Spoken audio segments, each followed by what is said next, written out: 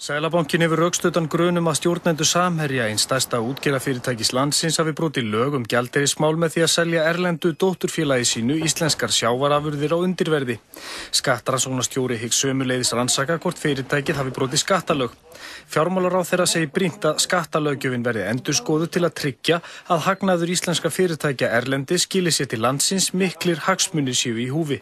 Ef að menn brjóta þessi lög og stunda svona viðskipti í gegnum tengdra aðila og fara á svið við lögin, þá hefur það áhrif á tekjur sjómanna hérna heima ef þetta er innanlands og hugsanlega á skatttekjur ríkisins.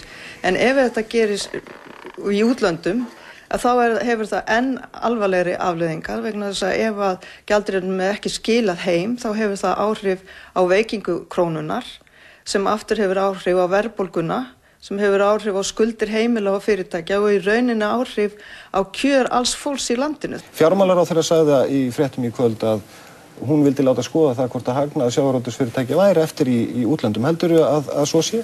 Eruð þið að halda eftir hagnaði í útlöndum? Við erum ekki að halda eftir neinum hagnaði í útlöndum. Jesus said the truth shall make you free. Jesus said the truth shall make you free.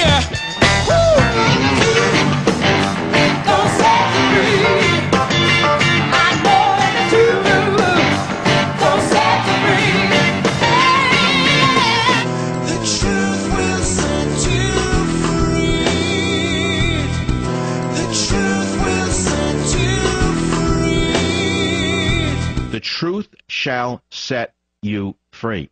The truth shall set you free.